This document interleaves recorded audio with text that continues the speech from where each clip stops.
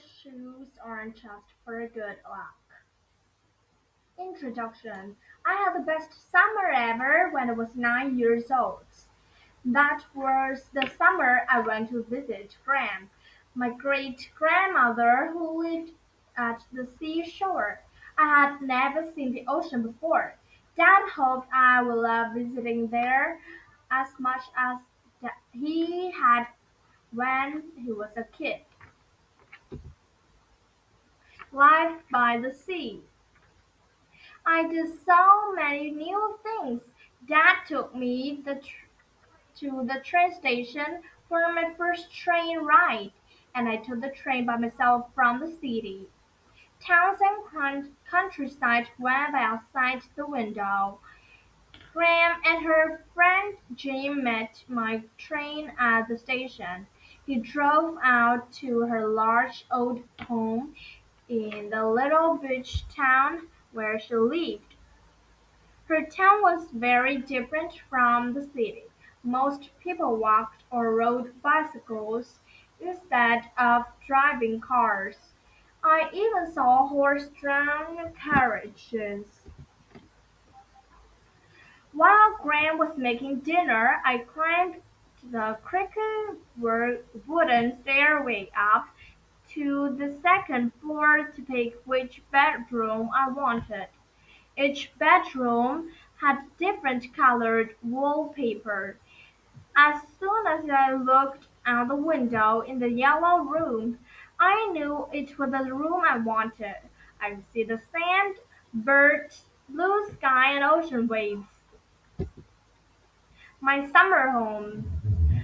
It was much quieter here than in the city. There were no birds and no sirens, but I could hear the sound of the waves. I had to go to I had to go see the ocean up close. I ran downstairs and said, "I'm going out to the beach." Graham stopped me and said I needed to learn the rules of the sea before I could go to the beach alone. We left our shoes on the porch and walked down to the beach together. The rough sand tickled under my toe. Graham showed me a long shoreline between two rock jetties. The jetties were long walls of rocks that stretched out into the ocean.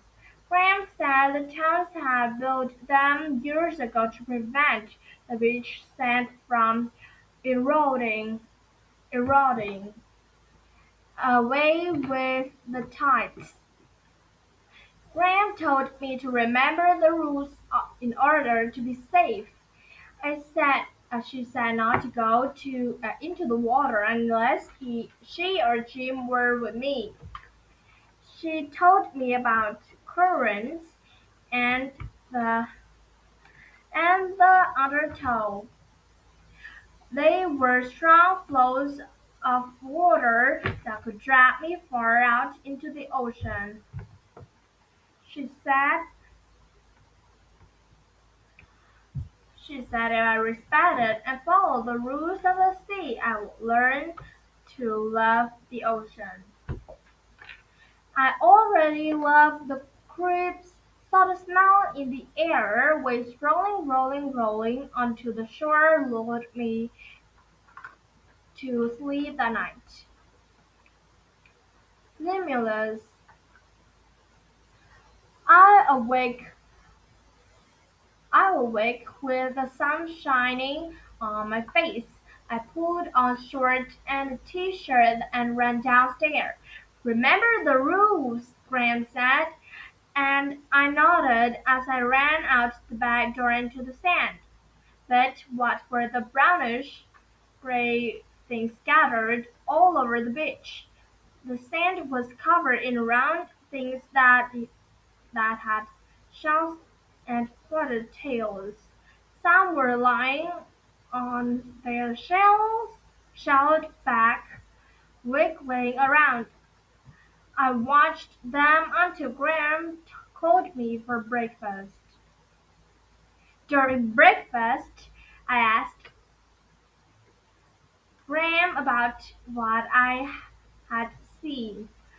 Those are horseshoe crabs, a type of arthropod. She said scientists call them limuli, limuli,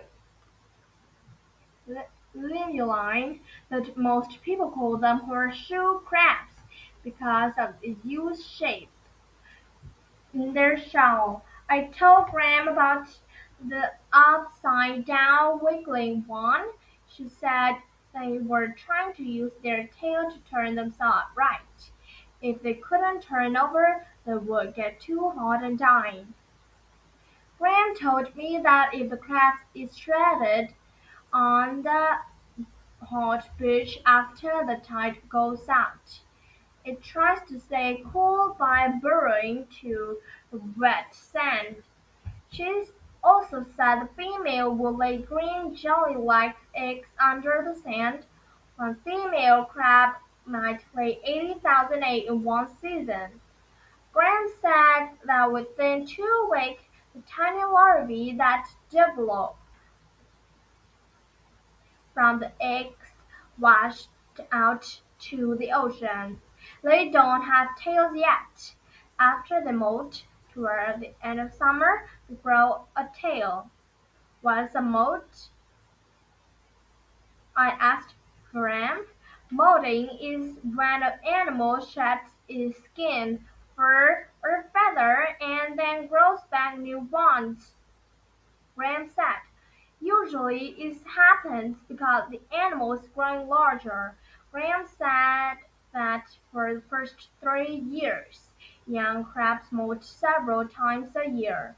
After that, they molt just once a year until they are grown. Later, while we were walking on the beach, Graham told me that when the crabs get tired of swimming or floating on their shallow backs, they will let themselves slowly sink to the bottom of the ocean to eat. On the bottom of the horseshoe crabs eat algae, little soft-shell clams, surf clams, worms, and other small invertebrates. Because the green's food with their spiny leg segments, these crabs have to be walking to chew their food. Scientists study horseshoe crabs to learn more about their nine eyes and nervous system. Also, limbless blood can be used to test for some human disease and test new drugs. Garang said the horseshoe crab have been around for 350 million years, since dinosaurs roamed the earth. Rescuing. Graham gave me a job. Every morning I ran to the beach to save many horseshoe crabs that I could. I would turn them over, then I picked the crabs and tossed them into the waves. Sometimes I'd toss them into the waves from the end of the jetty and wish them good luck as they floated away. I also tried to chase birds when I saw them eating the egg, but Graham told me I should leave the birds alone because they needed food to eat on their flight back north. One morning I walked into the beach and there were no horseshoe crabs.